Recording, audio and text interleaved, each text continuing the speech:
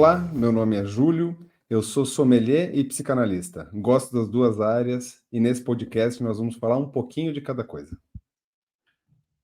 Oi, eu sou a Juliana, eu sou psicóloga, sou psicanalista, sou colega e amiga do Júlio, e vamos lá, vamos iniciar nossa conversa. Hoje a gente vai conversar sobre Eros, vamos falar de amor, é, quem sabe com amor, através do amor. A gente vai falar, né, Júlio, disso que ninguém sabe exatamente o que é. Parece que esse é nosso caminho escolhido, né? Falar a partir de onde a gente não tem certezas. Eu estava me lembrando, Júlio, quando eu era criança, tinha uma coleção de papel de cartas, assim, né? Naquela época se usava muito isso, né? Que se chamava Amar é. Amar é, 3 pontinhos. E a cada lançamento, então, de uma carta nova, vinha um caminho de definição, e sempre vinha uma nova definição e outra definição, né, enfim. E que é isso, né, assim, o amor, ele nos impõe um trabalho constante, interminável, né, a gente está sempre caminhando por aquilo que a gente não consegue definir bem, e é isso, né? A gente passa uma vida se perguntando sobre o que é e o que a gente vai fazer com isso.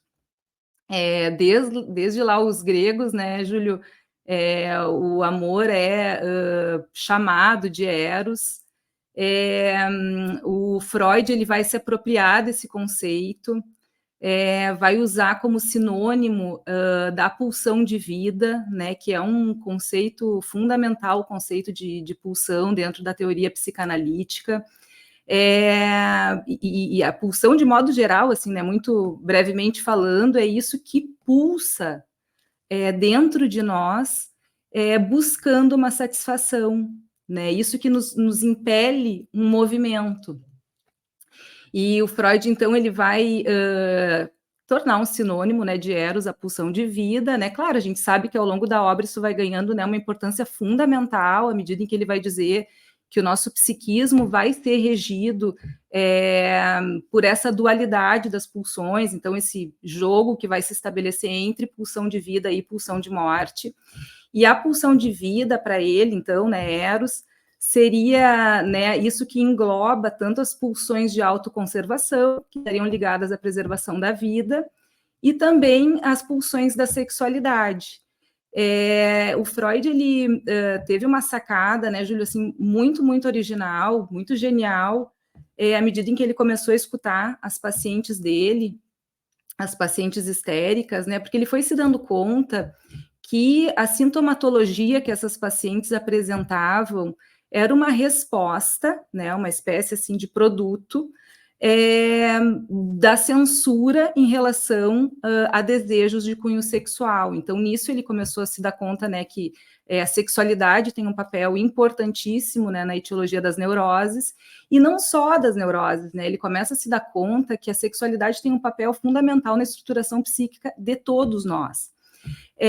Bom, com isso, né, ele começa, né, com isso aliado ao conceito de pulsão, então, que é isso que pulsa dentro da gente buscando satisfação, ele começa a se perguntar sobre a origem da sexualidade nos humanos, que difere, né, assim, dos animais, né, a nossa sexualidade, ela não se baseia na biologia, ela tem uma independência justamente da biologia, né, então não é exatamente para procriar lá que alguém vai ter relações sexuais com o outro, né?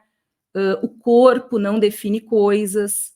Então, o Freud ele começa, né, a se perguntar se não é na biologia que a gente encontra uma resposta para a origem da sexualidade humana. Então, ele vai encontrar justamente na filosofia uma espécie de resposta para transitar essa questão. E ele vai encontrar isso lá no Banquete de Platão. E fazendo um parênteses, né, Júlia, assim, que lá no Banquete de Platão, os caras estão fazendo um banquete, né, assim, que segue, né, com um simpósio, né, que é uma palavra que a gente usa bastante em psicanálise, assim, né, a gente costuma fazer muitos simpósios, né, em psicanálise, Mas é interessante a gente pensar, né, que se a gente for na etimologia da palavra, né, simpósium era o termo, então, que os gregos antigos usavam para designar o ato de beber junto, né? Isso tu sabe muito melhor do que eu. Então a gente vai ter aí a presença, né, da bebida, né, a gente vai ter a presença da comida, né, a presença uns dos outros, né, da companhia um dos outros, que vão gerar justamente, né, as condições para que essa competição, esse tipo um duelo, né, de discurso sobre o amor, possa acontecer lá, então, no banquete de Platão. Então, é nessa atmosfera, nesse clima, né, de simpósio que se dá o banquete de Platão. Então, fechando o parênteses aqui, sigo em frente dizendo, então, que o Freud vai encontrar justamente uma resposta mítica, né, para a origem da sexualidade humana, lá no banquete de Platão, e ele vai dizer, né, o que eu tenho em mente, então, eu encontrei, né, no que Platão coloca na boca de Aristófanes, né, então ele conta o mito, né, e eu vou ler aqui uma frasezinha, Júlio, que eu acho importante, que ele vai dizer o seguinte, ele vai dizer assim, vou citar a frase do Freud, ele vai dizer que a gente vai remontar a origem de uma pulsão a uma necessidade de restaurar um estado anterior de coisas. Então, ele vai dizer que em todos nós pulsa uma necessidade de restaurar um estado anterior de coisas. E aí, então, ele vai falar do mito, né? Eu vou ler o mito que eu acho que fica mais interessante, o mito que o Freud encontra lá na boca de Aristófanes. Então, ele vai dizer o seguinte: a natureza humana original não era semelhante à atual, mas diferente. Em primeiro lugar, os sexos eram originalmente em número de 3 e não 2, como são agora.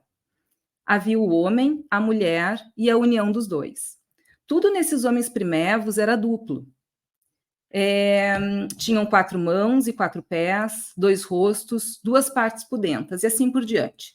Finalmente, Zeus decidiu cortá-los em 2, como uma sorva que é dividida em 2 metades para fazer conserva. Depois de feita a divisão, as 2 partes do homem, cada uma desejando sua outra metade, reuniram-se e lançaram os braços uma em torno da outra, ansiosas por fundir-se. Então, esse é o mito sobre a origem da sexualidade humana. Também, né, Júlia, assim, é o mito da origem do abraço. E aí, né, tem essa primeira ideia que eu acho importante, assim, né, que o Freud capta justamente, de que tem algo em nós, em todos nós, que sente, né, que em algum momento foi um com o outro. E que essa sensação nos faz buscar incessantemente uma espécie de restituição dessa suposta unidade perdida. Então, essa eu acho que é uma ideia bem legal, assim, e que fala, né, de uma sensação que habita a todos nós. Então, o erotismo, né, um pouco para deslizar essa ideia do eros e do erótico, né, Júlio? O erotismo seria isso que que pulsa em nós num movimento em direção ao outro, né? A isso que a gente busca se satisfazer na ligação com o outro. Essa ideia, então, de que eros é movimento, é busca, né? Assim, é busca dessa restituição que... E aí é que tá, né, Júlio? Porque aí a gente entra um pouco, né? Eu já vou passar a palavra para ti, de que justamente isso que nos faz buscar, né? Então, né, uma satisfação é o que nos faz ter sempre uma notícia, vamos dizer assim, né? Porque o que nos retorna é uma notícia de que o que a gente buscava não é exatamente o que a gente encontra, né? De que o outro não é o que a gente imaginava, não é exatamente como a gente gostaria. Então, Eros, se por um lado nos coloca nessa busca, também nos coloca a encontrar algo que a gente vai ter que lidar, né? Que é desse desencontro também, e que é também, né, justamente o que nos oferece condições de que do amor, né, dessa tentativa de ligação, se cria algo novo, né? algo criativo, né? Algo que surge, né? Mas eu vou te passar a bola, Júlio, e a gente segue conversando depois. Legal, essa ideia é bastante interessante, mas ao mesmo tempo, assim, o que eu comecei a pensar de um jeito, assim, um pouco mais primordial, assim, né? E nós temos, assim, a ideia, muitas vezes, de que Eros vai se confundir com o Cupido dos latinos.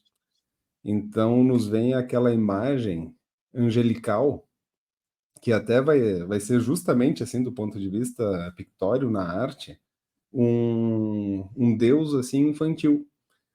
Um deus que dá origem até à imagem que nós temos, assim, dos anjos. E com aquela parte, assim, mais sapeca, né, com as suas flechas que não necessariamente vão acertar a mira e vão ter acidentes por aí, né, em diversas histórias da mitologia, para explicar muito mais, assim, a paixão, né, esse desejo que é o que o Cupido significa para os latinos, e não tanto o que é o Eros para os gregos, que tem, e o Freud vai dizer isso, né? Ele vai escrever assim, a melhor tradução de Eros para o alemão seria Liebe, que nós vamos traduzir em português como amor, né? E Freud vai entender dessa maneira e vai se negar ao mesmo tempo a traduzir, né? Ele vai se negar a usar a palavra amor justamente para não deixar a parte do erotismo, a parte da sexualidade de lado, e ele corajosamente faz isso, né? Porque numa sociedade como era a Viena na virada do século, com todo o moralismo vitoriano que regia a época, ele manter o uso da palavra eros com associação ao erotismo e à sexualidade.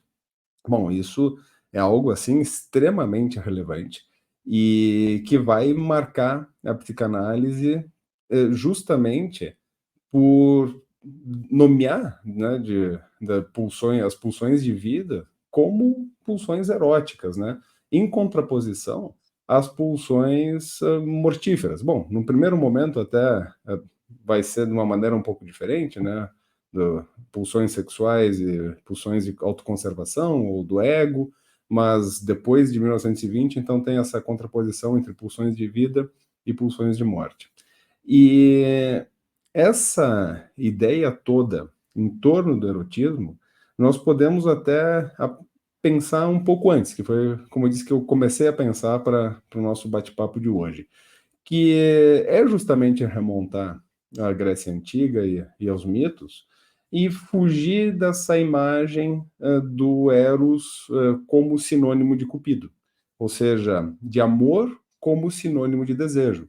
E talvez essa equação simbólica que nós temos hoje, de associar até como imagem Eros a Cupido, desejo a amor, seja até sintomático das relações de hoje em dia. E amor, justamente, está relacionado com relações. Eu tentei pesquisar um pouco em Bion, né, eu tenho a obra completa do Bion e fui procurar onde será que ele falou de Eros. E em toda a obra, ele escreveu a palavra Eros só uma vez. E como eu tenho obra em PDF, fica fácil procurar. É, e eu fiquei impressionado, né? Disse, mas escuta aqui, né? Como é que o Bion, será que ele desviou, né, desse tema? E claro, ele vai preferir usar amor, né, em vez de Eros. Então, só uma vez no Memória do Futuro ele cita a palavra Eros. Mas eu vou para a escola inglesa por minha afinidade, mas também porque tem uns questionamentos assim bastante primordiais. E na mitologia grega, na Teogonia do Hesíodo, existem dois Eros, que é uma coisa bem interessante.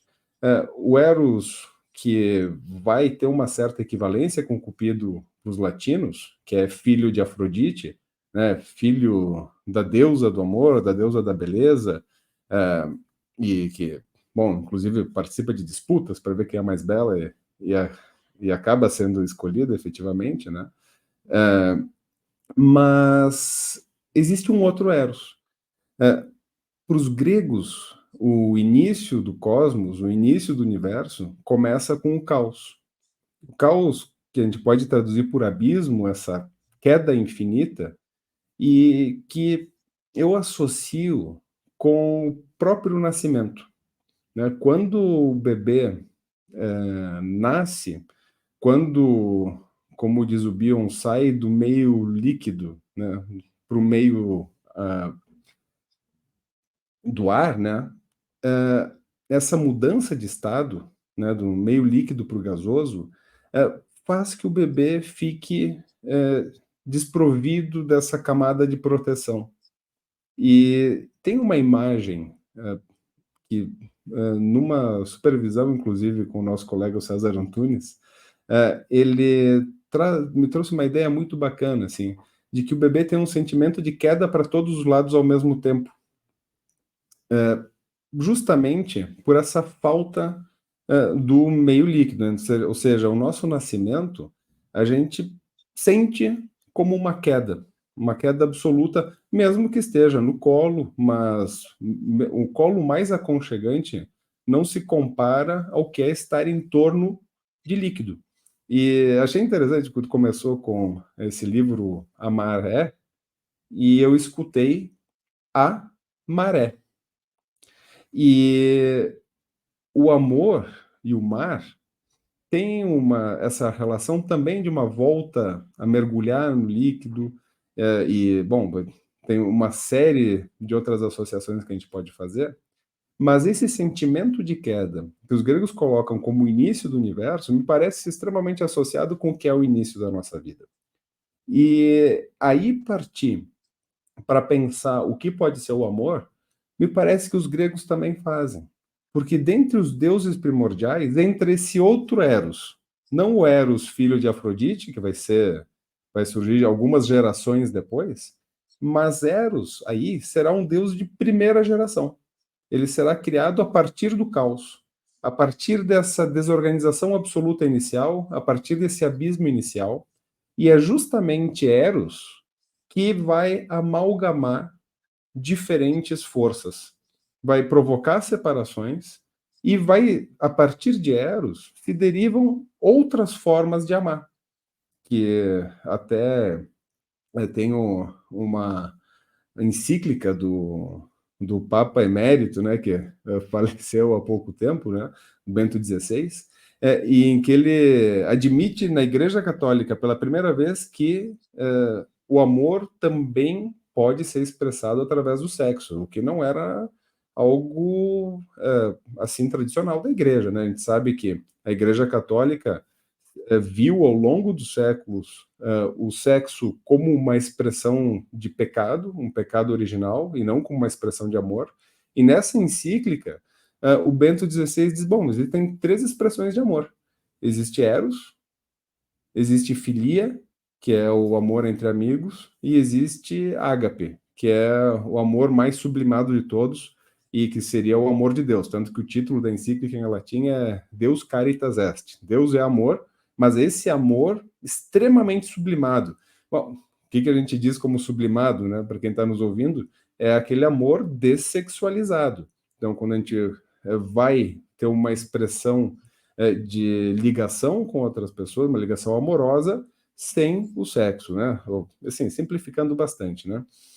E me parece que justamente retomar para esse Eros original e esse amor que dá origem aos outros amores é justamente esse amor corporal que os primeiros cuidadores, mãe, pai, substitutos, enfim, né? Mas que normalmente a gente tem assim como fica cristalizado na imagem da mãe, na imagem do colo, na imagem da mamada original, mítica, como Freud vai colocar lá no início, é justamente esse primeiro elo de ligação, esse primeiro laço que pode acontecer com as outras pessoas, e que depois, bom, depois virão as repetições, né? Então, enfim, eu trouxe, assim, essa questão da mitologia, porque me parece que é justamente esse iniciozinho, assim, onde se pode ter alguma relação com outra pessoa, um reconhecimento e um cuidado. E a partir desse cuidado, que, bom, surgem outras formas de amor. Bom, enfim, falei aqui mais ou menos as coisas que eu pensei, e agora a gente pode, não sei o que te ocorreu também a partir Tantas disso. coisas ocorrem, né, Júlio? Poderia ir por tantos caminhos. Fiquei pensando nisso que tu fala, né, do início ser o caos, né, e o Freud está de acordo contigo, né, de que a gente nasce pura, vamos dizer assim, pulsão de morte, né, que é isso, né, não tem ligação, né, não tem representação, não tem psiquismo ainda, né, formado, e a gente vai precisar, né, Júlio, assim, que alguém se ocupe da gente, né, empreste o seu psiquismo, o seu corpo, né, para que a gente possa começar, então, a receber isso que ele vai chamar, né, de libidinização, né, que é esse investimento, né, de eros na gente, e aí sim, né, começar a operar, né, também via pulsão de vida, que é isso, né, poder fazer ligações, e é muito legal, né, essa lembrança que da maré, né, isso que tu estava falando, né, do mundo das águas, né, e eu fiquei pensando, né, que essa sensação que tu estava descrevendo, né, dos bebês de cair para sempre, assim, né, também pode ser descrita como se esvair, né, assim, porque ainda não tem um corpo e um psiquismo estruturados, formados, né?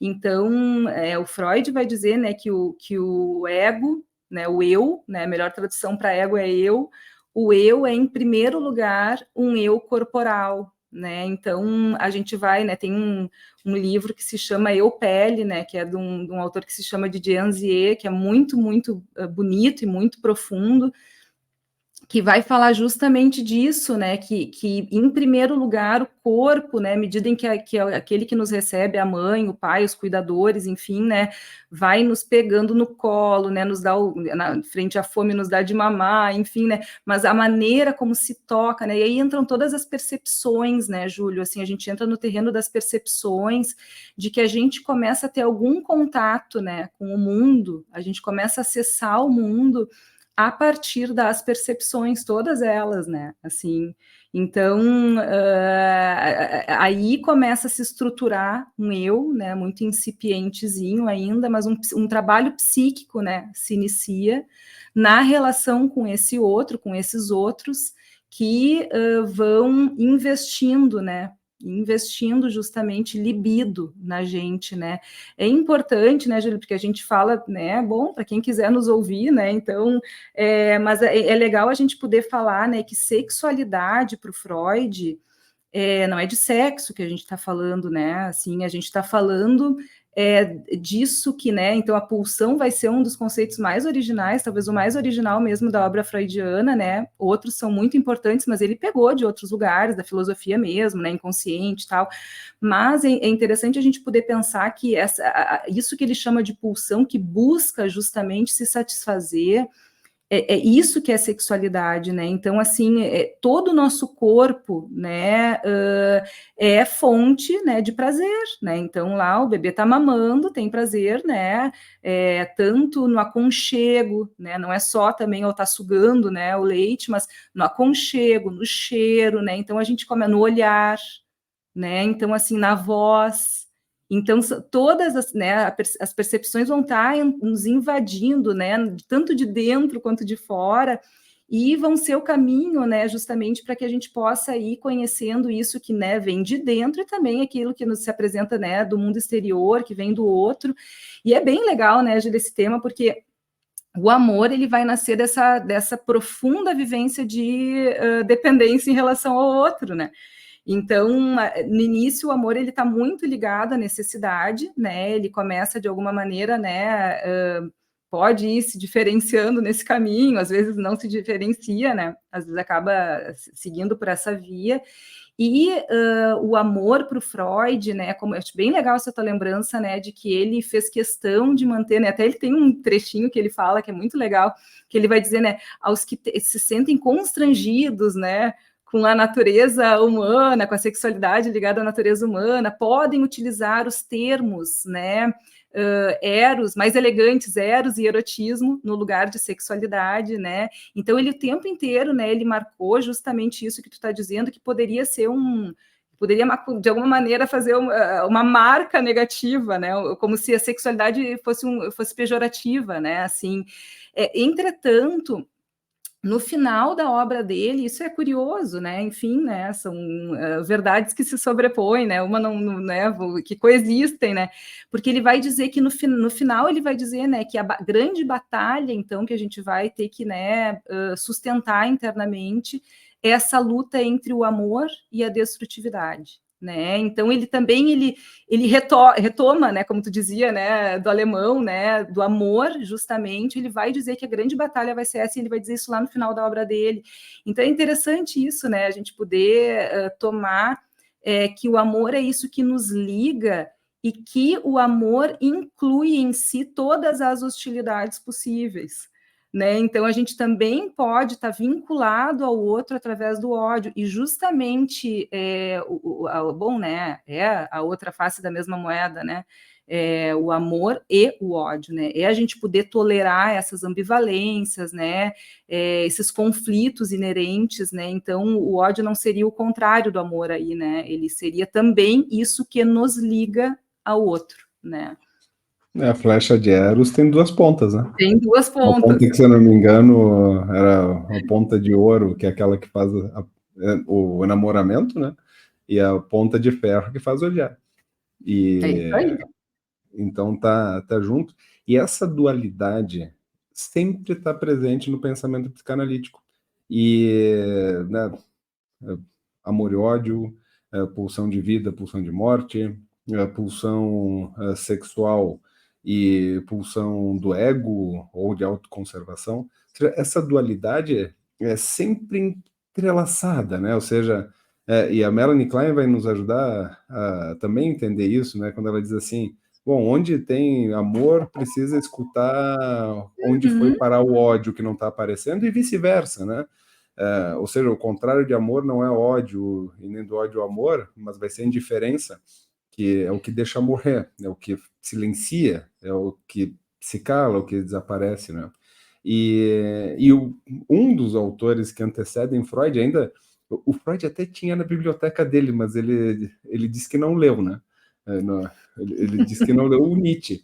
E o Nietzsche também traz uma dualidade, que é a dualidade fantástica, e que nós podemos estabelecer diversas conversas com a psicanálise, e tem a ver com o nome do nosso podcast, que ele faz a dualidade, o que ele chama entre forças dionisíacas, né, de Dioniso, do deus do vinho, e as forças apolínicas, de Apolo, um deus que a gente associa ao Sol e que é o deus da ordem, da harmonia e tudo mais, enquanto as forças dionisíacas são aquelas do deus do vinho, aquelas mais ligadas ao corpo, aquelas mais ligadas à alegria, à espontaneidade e tudo mais. E, bom, eu escolhi um vinho aqui para beber contigo hoje, e que é um Cadillac. Cadillac é uma região de Bordeaux, e sim, é o mesmo nome do carro, né? A gente chama normalmente aqui Cadillac, né? Mas o engenheiro que criou o carro nasceu em Cadillac, daí que o nome do carro é esse. E os vinhos dessa região são vinhos doces. E são vinhos doces extremamente agradáveis, muito aromáticos. E essa doçura só é boa porque ela é acompanhada de uma acidez brutal. E por isso não são vinhos enjoativos. E me parece que é uma boa representação do que é o amor, né? O amor vem, o amor que nós vemos como doce, com essa imagem jovial de pessoas bonitas, né? Representada sempre pela beleza, pela jovialidade, vem acompanhada também desse eros primordial, desse eros velho, que a gente pode dizer, ou desse Dioniso, que também tem mais de uma versão, e que justamente nos faz ligar. E, bom, então eu escolhi esse vinho porque ele traz a doçura, ele traz os aromas, que também tem a ver com a nossa corporalidade, né? Quando a gente fala desse eu corpóreo, desse eu pele, a anatomia como destino, né, como Freud traz. E por isso eu escolhi esse vinho para acompanhar e, assim, molhar minha boca enquanto nós conversamos. Qual foi o vinho que tu escolheu, Juliana? Eu escolhi um vinho branco, Júlio, que era deixa eu ver aqui, é um Chardonnay. Eu escolhi ele porque era o único que tinha em garrafa pequenininha no supermercado, assim, foi assim que eu escolhi. O amor Então, também é assim, né, cada contingente. um escolhe como pode, né, assim, essas coisas. Mas tá uma delícia, isso eu posso te dizer. E eu fiquei te escutando, mas tá muito bom, isso eu garanto, assim, né? E eu fiquei te escutando, eu estava lembrando, né, Júlio, voltando lá para a Grécia Antiga, a gente tem tanto a aprender com os gregos, né, que a gente não para, né? Que lá tinha uma poetisa, né, muito conhecida até hoje, enfim, muito importante, né, que se chama Safo, né, Safo de Lesbos, que era, né, a ilha onde, né, então ela nasceu, enfim, e ela vai nominar, assim, né, nomear, né, o amor, Eros, enfim, né, como o doce amargo, né, assim, é o bittersweet, né, mas em uma tradução para o português, né, que eu gosto, assim, porque eu acho que traz justamente esse elemento que tu tá dizendo, assim, né, de uma presença de supostos, vamos dizer assim, né, contrários, né, no mesmo instante, né, assim, na mesma vivência, né, e ela traz muito essa ideia, né, tanto de Eros como um movimento, né, que é isso que quando a gente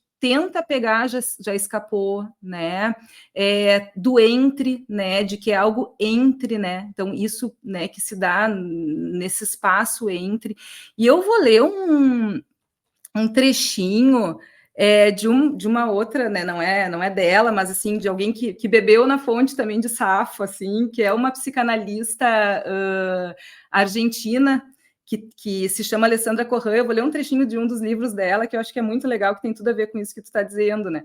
Ela vai dizer assim: Eros escreve um entre e passa. Entre o hóspede e o inimigo, entre o si mesmo e a outridade, entre o remédio e o veneno, entre o doce e o amargo, entre o amor e o ódio, entre a lucidez e a obscuridade. Eros desarma e sangra. Na lógica de Eros, se trata de assumir uma contradição na qual cada termo coexiste simultaneamente com o outro. É a um tempo e a cada instante totalmente feliz e totalmente desgraçado. E dessa forma, desaparece a questão indoxal da felicidade, né? Para um sujeito apaixonado, a felicidade não é pertinente, né? Alguém poderia perguntar: és feliz? E o sujeito só pode responder com uma espécie de sim, sou plenamente feliz, e sim, sou plenamente desgraçado. E aí está, né, a chave desses dois sims, né, que coexistem. Então, o doce amargo, acho que fala muito, né, disso que desse trabalho que Eros nos impõe, né, Júlio, porque é um trabalho, né, disso que a gente busca satisfazer, e ao buscar satisfazer, a gente vai encontrar algo que vai nos pôr em novo movimento, né? O que a gente vai fazer com isso que a gente encontra, né? Acho que eu escutei assim pensando em algo, uma leitura que eu faço assim, né, dessa ideia de pulsões, né, de pulsão de vida como movimento e Sim, pulsão de morte como o que está parado, o silêncio. E o movimento, bom, o movimento pode ser alegre, pode ser triste, é desafiador, tem problemas, isso é estar vivo. E nós pensarmos Eros também como, pelo menos em parte, como essa criança sapeca, essa criança que brinca o tempo todo e se atrapalha, é justamente para mim pensar o que, no fim, é a vida. Bom, acho que sobre esse tema nós poderíamos ter, assim como estamos na psicanálise falando sobre o tema há mais de 100 anos, ou como a poesia canta amor desde que a gente aprendeu a falar e antes desses macacos que nós somos, aprender a falar, o amor era vivido na pele, literalmente, como a gente ainda vive, mas o papo de hoje foi muito legal. E obrigado, Juliano, Posso só pela falar umas últimas parceria. palavrinhas bem rapidinho, Júlio, só para finalizar? Só Vai para lá. finalizar, bem rapidinho, eu queria dizer que, embora, né, Júlio, isso que a gente está dizendo, né, que não exista eros sem dor, sem sofrimento, né, assim, sem esse desencontro, também não existe eros sem alegria, sem bom humor e sem apostar, né, assim, que vale o trabalho do encontro, da união, né, e disso que a gente pode fazer junto, né, então é isso. E nem tem coragem. Também. E que junta tudo. Saúde! Tchim, saúde! Um brinde a Eros. Um brinde, um brinde.